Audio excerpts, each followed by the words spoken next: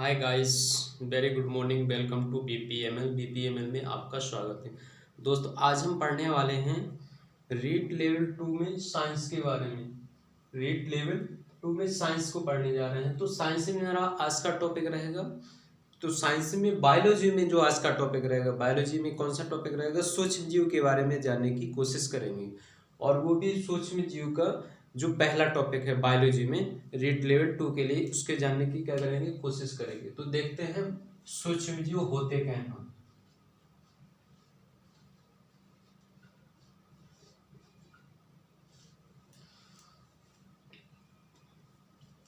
तो इसमें हम ये देखेंगे कि आरबीएससी बोर्ड और एनसीईआरटी के अनुसार जो सूक्ष्म जीव हैं उनको अलग अलग तरीके से डिवाइड किया गया है। तो हम सबसे पहले ये जानेंगे कि आरबीएससी बोर्ड यानी Rajasthan board of secondary education के अनुसार सूक्ष्म जीवों की कितने प्रकार हैं, और फिर इसके बाद जानेंगे कि एनसीईआरटी के अनुसार सूक्ष्म जीव की कितने प्रकार हैं। तो सबसे पहले देख लेते हैं सूक्ष्म जीव आरबीएससी बोर्ड के अनुसार। किसके अनुसार? राजस्थान बोर्ड के अनुसार देख लेंगे। आरबीएससी के अनुसार सूक्ष्म जीव 6 प्रकार का होता है। आरबीएससी के अनुसार जो सूक्ष्म जीव है 6 प्रकार का होता है। कितने प्रकार का होता है? 6 प्रकार का होता है। उसमें से सबसे पहले कौन सा आता है? सबसे पहले आता है विषाणु आता है। क्या आता है? विषाणु।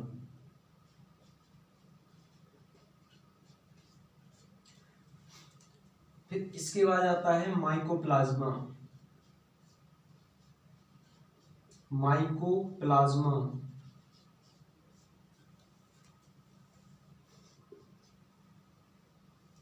जीवाणु।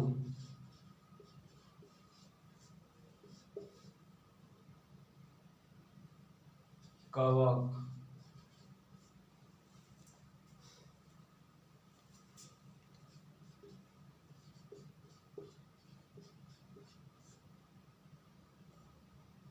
प्रोटोजोआ।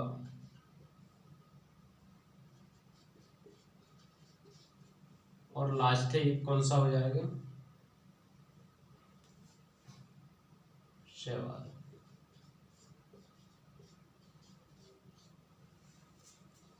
हाँ, ये जो सूक्ष्म जीव हैं ये किनके अनुसार हैं? ये सूक्ष्म जीव किनके अनुसार हैं?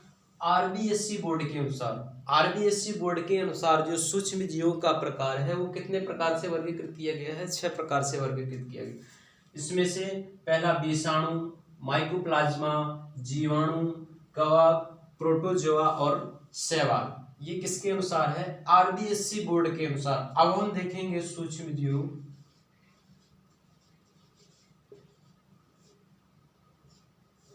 ये एनसीईआरटी के अनुसार है। किसके अनुसार? एनसीईआरटी। एनसीईआरटी के अनुसार है।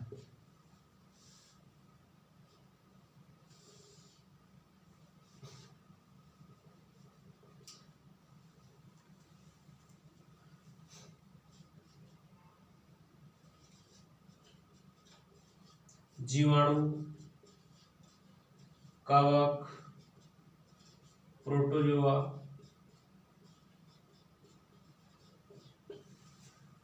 और लास्ट में है शैवाल।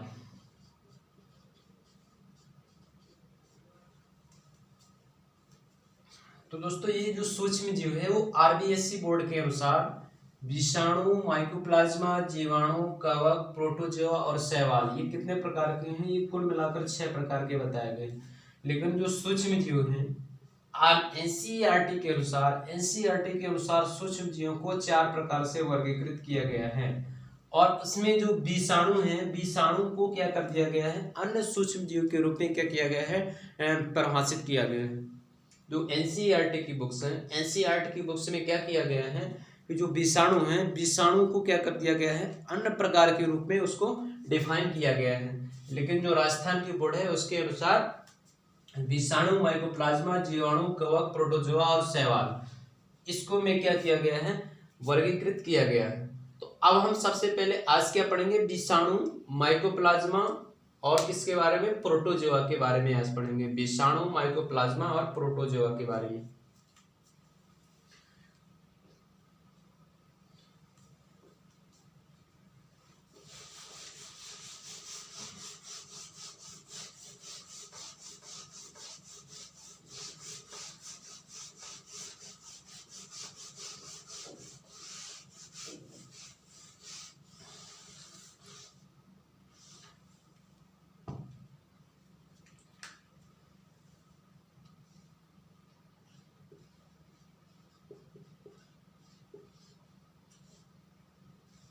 किसके बारे में पढ़ेंगे? विषाणु के बारे में। ये जो विषाणु का वर्णन है ये आरबीएससी बोर्ड के अनुसार है। क्या है? आरबीएससी के अनुसार है। आरबीएससी मतलब Rajasthan board of secondary education की जो बुकें चल रही हैं, कौन से सेशन की, मतलब सत्र 19 और 20 की, जो उसमें सिलेबस में भी यही बोला गया है कि जो रेट लेवल 2 का जो सिलेबस होगा वो किसके अनुसार होगा? आरबीएससी बोर्ड की जो 2019 और 20 की बुकें हैं उन्हीं के अनुसार क्या किया जाएगा, मतलब सिलेबस उसी के अनुसार आएगा। मतलब उससे ये भी रह सकता है कि उच्च लेवल तक का भी हो सकता है। तो सबसे पहले इसमें देखेंगे कि विषाणु क्या होते हैं।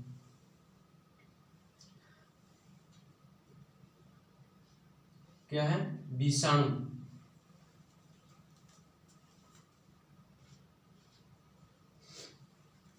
तो विषाणु क्या है? विषाणु एक सजीव व निर्जीव के बीच की योजक कड़ी है। क्या है? सजीव व निर्जीव के बीच की योजक कड़ी।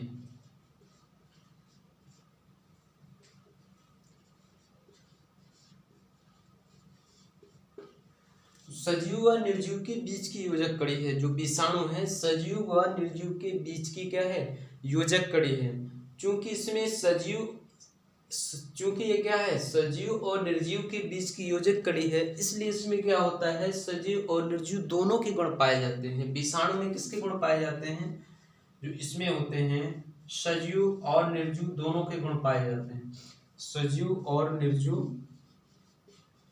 क्या होते हैं? दोनों के गुण होते हैं। सजीव व निर्जीव के गुण पाए जाते हैं। इसमें किसमें? विषाणु में क्या पाए जाते हैं? सजीव और निर्जीव दोनों के गुण पाए जाते हैं। विषाणु के प्रत्येक कण को क्या बोलते हैं? विरियॉन बोलते हैं। विषाणु का जो प्रत्येक कण होता है वो विरियॉन कहलाता है। क्या कहलाता है? विरियॉन।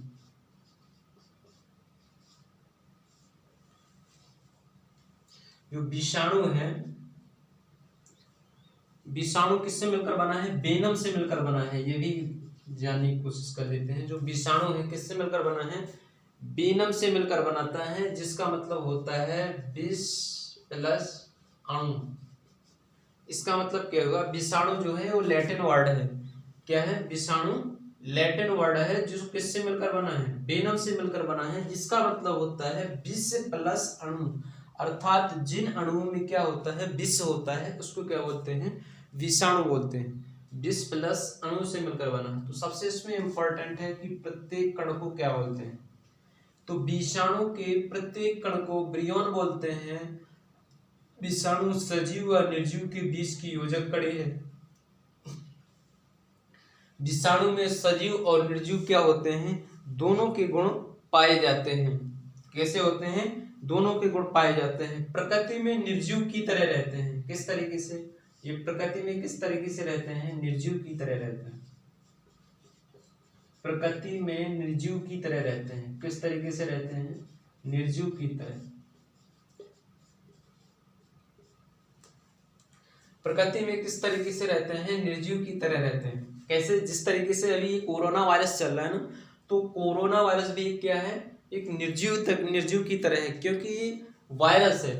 और ये क्या होता है? जैसे ही किसी व्यक्ति की सजीव में क्या होता है? प्रवेश कर जाता है, तो उसमें क्या हो जाता है? सजीवता का गुण आ जाता है। विषाणु क्या है? एक प्रकृति में एक किस तरह का काम करता है? निर्जीव की तरह काम करता है। तो ये कोरोना जो वायरस है तो कहीं भी हो सकता है। तो इसलिए क्या होता है? जैसे ही किसी इंसान में क्या करता है? प्रवेश कर जाता है, तो उसमें क्या हो जाता है? सजीवता का गुण आ जाता है। इसलिए जो विषाणु होता है वो प्रकृति में किस तरह होता है? प्रकृति में एक निर्जीव की तरह होता है, और वो कहीं भी हो सकता है। और जैसे ही किसी इंसान में क्या होता है? बॉडी के अंदर जैसे ही प्रवेश कर जाता है, तो उसमें क्या होता है? वो उसमें क्या होता है? सजीवता का गुण आ जाता है। इसलिए विषाणु क्या है? प्रकृति में निर्जीव की तरह क्या करता है? कार्य करता है। यह केवल परपोषी कोशिकाओं में गुणन करता है। क्या होता है? यह केवल परपोषी कोशिकाओं में गुणन करता है।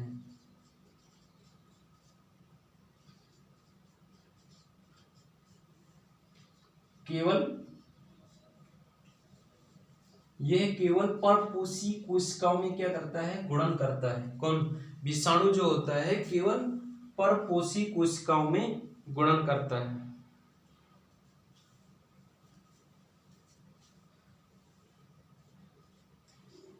हाँ, क्या होता है, किसी भी सजीव है, किसी भी सजीव में क्या होता है, प्रवेश करते ही क्या हो जाता है, जीवित हो जाता है।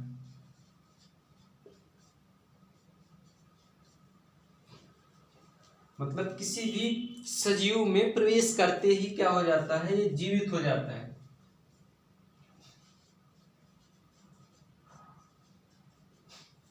किसी भी सजीव में प्रवेश करेगा, वो जैसे ही प्रवेश करता है, एंट्री करता है, उसमें क्या हो जाता है, वो जीवित हो जाता है, क्योंकि प्रकृति में ये निर्जीव की तरह पाया जाता है। तो ये विषाणु होता है, किसी को भी हो सकता है, जानवरों को हो सकता है, इंसानों को हो सकता है, किसी को भी हो सकता है।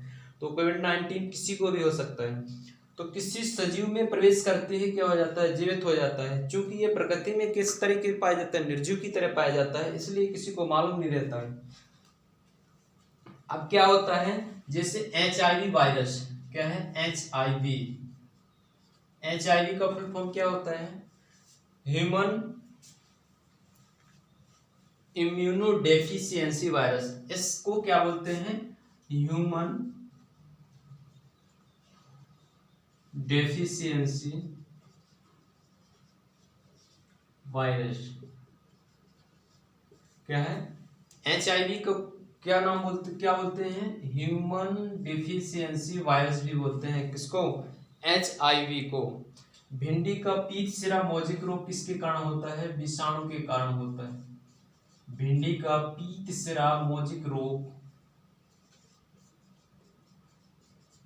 भिंडी का पीत सिरा मौजिक रोग विषाणु के कारण होता है। किसके कारण होता है, विषाणु के कारण होता है। जो भिंडी का पीत सिरा मौजिक रोग है, विषाणु के कारण होता है। गाय और भैंसों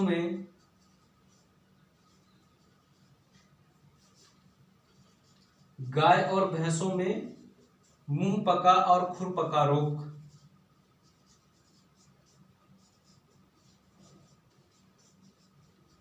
गाय और भैंसों में मुंह पका और खुर पका रोग किसके कारण होता है, विषाणु के कारण होता है।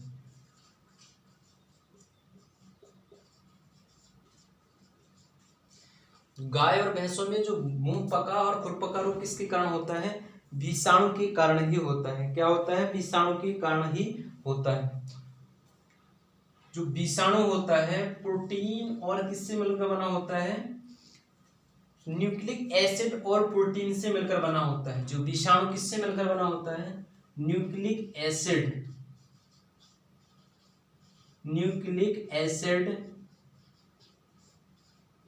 व प्रोटीन से मिलकर बना होता है। तो जो विषाणु है किससे मिलकर बना होता है, न्यूक्लिक एसिड व प्रोटीन से मिलकर बना होता है। तो सबसे पहले इसमें क्या देखना है, जो विषाणु है वो लैटिन वर्ड है जो किससे मिलकर बना है, वेनम से मिलकर बना है, जिसका अर्थ होता है विष प्लस अणु। अर्थात जिन अणुओं में विष होता है उसको क्या बोलते हैं, विषाणु बोलते हैं। इसमें सजीव और निर्जीव क्या है, सजीव और निर्जीव के बीच की योजक कड़ी है। सजीव और निर्जीव दोनों के गुण पाए जाते हैं। प्रकृति में ये कैसे होते हैं, निर्जीव की तरह व्यवहार करते हैं, क्योंकि ये किसी भी सजीव में प्रवेश करते हैं तो क्या हो जाते हैं, जीवित हो जाते हैं। और ये केवल क्या होते हैं, परपोषी कोशिकाओं में गुणन करते हैं। क्या होते हैं, परपोषी कोशिकाओं में गुणन करते हैं। जो परपोषी मतलब जो दूसरे पर आश्रित होते हैं। न्यूक्लिक एसिड व प्रोटीन के बीच की योजक कड़ी है। विषाणु क्या है, क्या है, न्यूक्लिक एसिड व प्रोटीन के बीच की क्या है, योजक कड़ी है। प्रोटीन, जो वायरस का प्रत्येक कण होता है वो क्या कहलाता है, कैप्सिड कहलाता है। ये भी याद रखना है। वायरस का जो विषाणु का प्रत्येक कण होता है वो क्या कहलाता है, कैप्सिड कहलाता है। क्या कहलाता है, कैप्सिड कहलाता है। क्या है, कैप्सिड कहलाता है, जो प्रोटीन की खोल से मिलकर बना होता है। क्योंकि जो विषाणु होता है न्यूक्लिक एसिड और प्रोटीन से मिलकर बना होता है, इसलिए जो इसका बाहरी खोल होता है बाहरी खोल को क्या बोलते हैं? कैप्सिड बोलते हैं। क्या बोलते हैं? पैक्सिड बोलते हैं।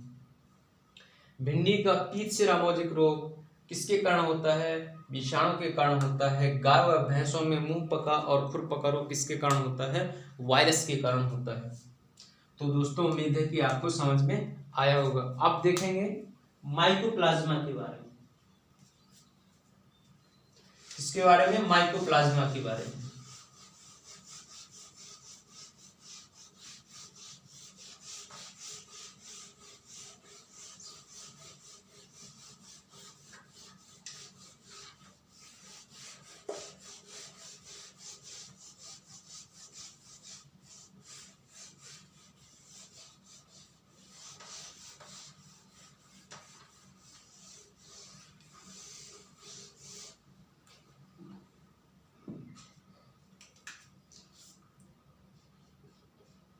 माइकोप्लाज्मा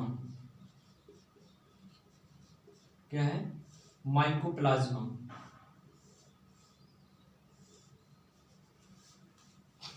माइकोप्लाज्मा तो ये क्या होती है? माइकोप्लाज्मा सबसे छोटी कोशिका है। क्वेश्चन आता है कि सबसे छोटी कोशिका कौन सी है? सबसे छोटी कोशिका, तो आंसर क्या हो जाएगा? सबसे छोटी कोशिका क्या होगी? माइकोप्लाज्मा क्या है? सबसे छोटी कोशिका है। सबसे छोटी कोशिका कौन सी है? माइकोप्लाज्मा है। कौन सी है? माइकोप्लाज्मा है। इसे क्या कहते हैं? पादप जगत का बहरूपिया भी बोलते हैं। क्या बोलते हैं? पादप जगत का बहरूपिया। माइकोप्लाज्मा को क्या बोलते हैं? पादप जगत का बहरूपिया बोलते हैं। इसको पादप जगत का बहरूपिया इसलिए बोलते हैं क्योंकि ये हर जगह क्या करता है? चेंज होता रहता है, इसलिए इसको क्या बोलते हैं? पादप जगत का बहरूपिया बोलते हैं। सबसे छोटी कोशिका माइकोप्लाज्मा। माइकोप्लाज्मा क्या है? सबसे छोटी कोशिका है। माइकोप्लाज्मा पादप जगत का क्या है? एक बहरूपिया है। क्या है? बहरूपिया। बैगन का लघु पर्ण रोग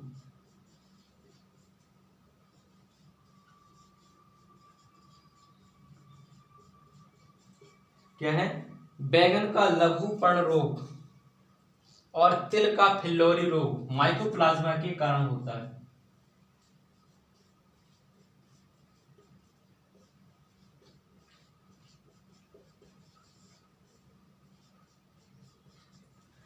तो बैगन का लघु पर्ण रोग मतलब बैगन क्या हो जाते हैं? छोटे छोटे हो जाते हैं, क्योंकि जैसे ही क्या होता है उसके अंदर प्रवेश करता है तो इसमें क्या हो जाते हैं? बैगन क्या हो जाते हैं? छोटे छोटे हो जाते हैं और वो पीले कलर के भी हो जाते हैं, कलर उनका भी चेंज हो जाता है। और जो तिल का फिल्लोरी रोग होता है, जो तिल होती है उसको क्या हो जाती है? उसके जो बीज होते हैं, बीजों में बीज ना निकल के क्या हो जाते हैं? वो फूलना शुरू हो जाता है और उसको क्या हो जाते हैं? नष्ट कर देते हैं। उसके बीज को क्या कर देते हैं? नष्ट कर देता है। कौन नष्ट करता है? माइकोप्लाज्मा।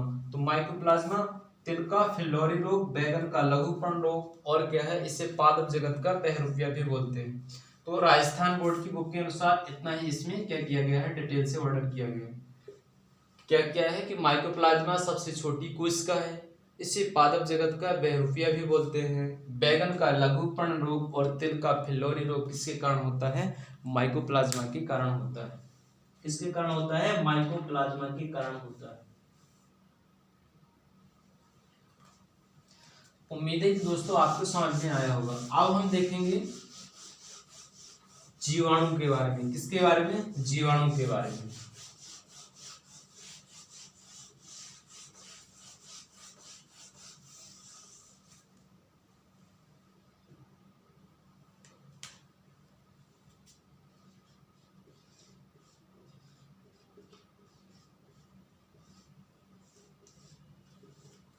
यानी बैक्टीरिया के बारे में देखें। जीवाणु, तो जो जीवाणु है इसको एनसीईआरटी की बुक के अनुसार दो टाइप में वर्गीकृत किया गया है। क्या किया गया है? जो एनसीईआरटी की बुक है, एनसीईआरटी की बुक है उसमें जीवाणु को दो प्रकार से वर्गीकृत किया गया है। मतलब जो जीवाणु है उनके अनुसार बताया गया है जो जीवाणु होता है उनके दो प्रकार का होता है। किस प्रकार का होता है? एक होता है स्पाइरल,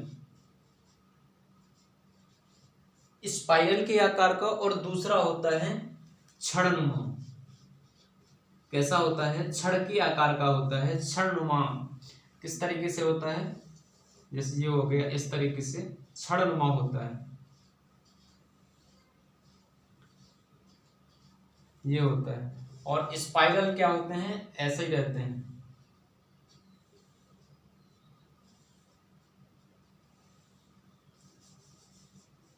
ये इस तरीके से होते रहे स्पाइरल,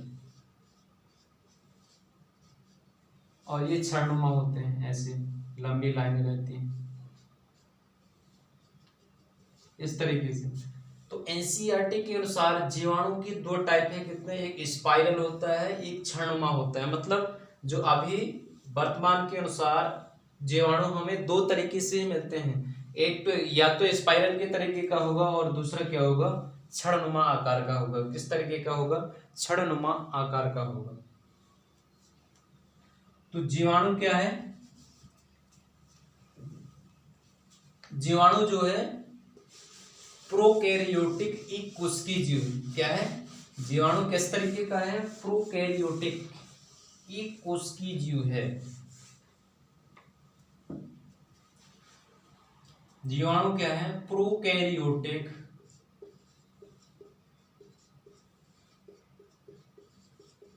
एक कोशिकीय जीव।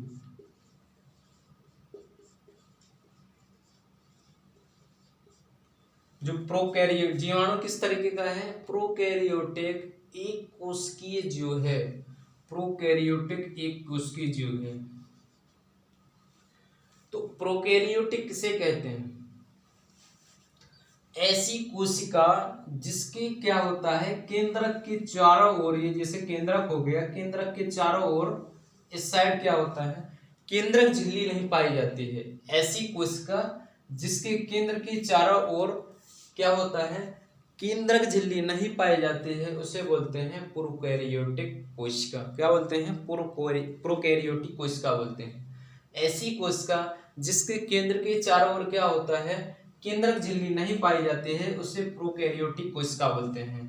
तो जीवाणु किस तरीके का है? यह ऐसा सीधा क्वेश्चन पूछ सकता है कि प्रोकैरियोटिक है, ये जीवाणु है प्रोकैरियोटिक एक कोशिकीय, प्रोकैरियोटिक बहुकोशिकीय, यूकैरियोटिक एक कोशिकीय, या प्रोकैरियोटिक बहुकोशिकीय, कुछ तरीके से पूछ सकता है। तो जीवाणु किस तरीके का है? प्रोकैरियोटिक एक कोशिकीय होता है। प्रोकैरियोटिक का मतलब होता है ऐसी कोशिका जिसके केंद्र के चारों ओर केंद्रक झिल्ली नहीं पाई जाती है, उसे बोलते हैं प्रोकैरियोटिक कोशिका। क्या बोलते हैं? प्रोकैरियोटिक कोशिका बोलते हैं।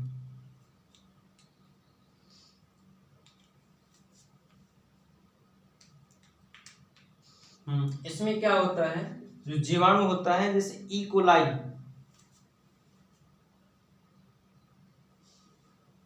इनकी खोज किसने की थी? जीवाणु की खोज, जीवाणु की खोज की गई थी ल्यूवेनहॉक के द्वारा, एंटोनियन ल्यूवेनहॉक, एंटोनियन ल्यूवेनहॉक।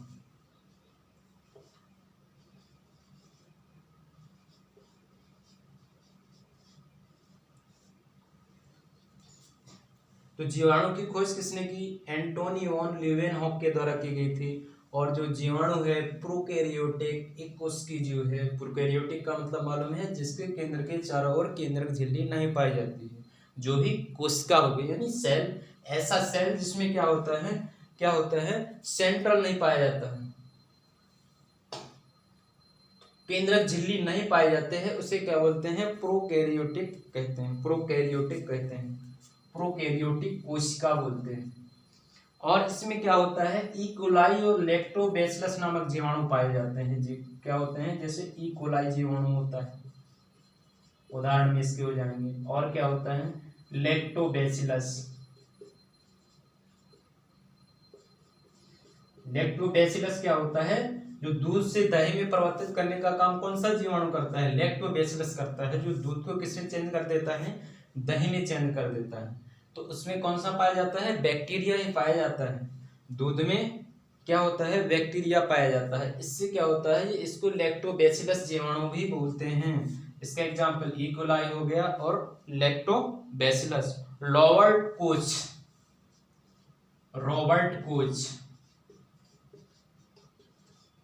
तो इसका नाम सुना होगा। रॉबर्ट कोच ने किसकी खोज की थी? बेसिलस एंथ्रेसिस नामक जीवाणु की खोज की थी। रॉबर्ट कोच ने किसकी खोज की थी? Bacillus anthracis.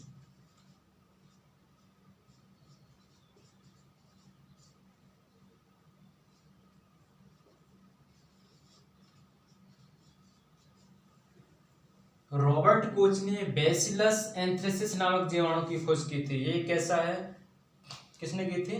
बेसिलस एंथ्रेसिस नामक जीवाणु की खोज किसके द्वारा की गई थी? रॉबर्ट कोच के द्वारा की गई थी। और किसमें होता है? नींबू का कैंकर रोग।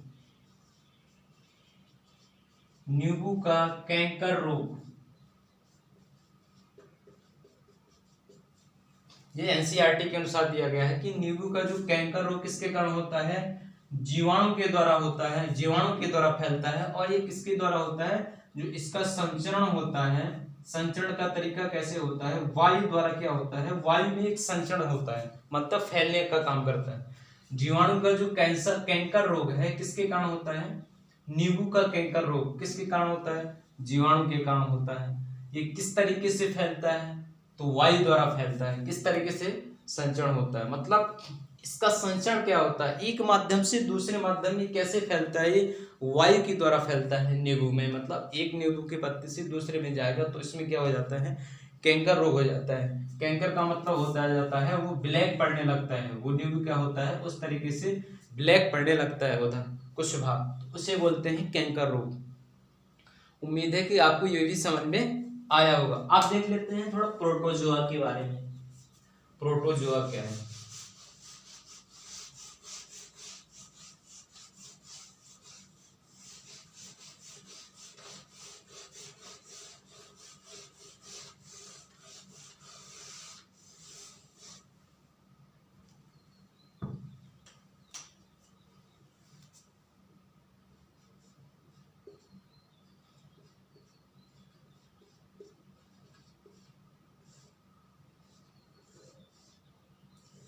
हाँ, तो प्रोटोजोआ क्या है? जो प्रोटोजोआ है ये एक कोश के जीव होते हैं। इसमें क्या होता है? सिंगल सेल पाई जाती है। जो प्रोटोजोआ किस तरीके का है? एक कोशिकीय है। किस तरह का जीव है ये? एक कोशिकीय जीव है। प्रोटोजोआ क्या है? प्रोटोजोआ एक कोशिकीय जीव है। और इसके एग्जाम्पल क्या होते हैं? इसी में आ जाते हैं अमीबा और पैरामीशियम। क्या हो जाएंगे? एक कोशिकीय जीव, अमीबा और पैरामीशियम। तो प्रोटोजोआ किस तरीके का है? प्रोटोजोआ एक कोशिकीय जीव है। इसके एग्जाम्पल अमीबा और पैरामीशियम है। जैसे आ जाएगा अमीबा है एक कोशिकीय, बहुकोशिकीय, तो उसका आंसर क्या हो जाएगा? एक कोशिकीय जीव है। अमीबा कैसा है? एक कोशिकीय जीव है। पैरामीशियम क्या है? पैरामीशियम भी एक कोशिकीय है। और जैसे अमीबा है आ जाएगा किस टाइप का है? प्रोटोजोआ टाइप का है, जीवाणु है, कवक है, क्या है, इस तरीके से भी पूछ सकता है। तो उम्मीद है कि दोस्तों अब आपको समझ में आया होगा। तो दोस्तों आज की क्लास यही खत्म करते हैं। यदि आपको वीडियो पसंद आए तो प्लीज़ लाइक, शेयर और सब्सक्राइब जरूर करें। Thank you for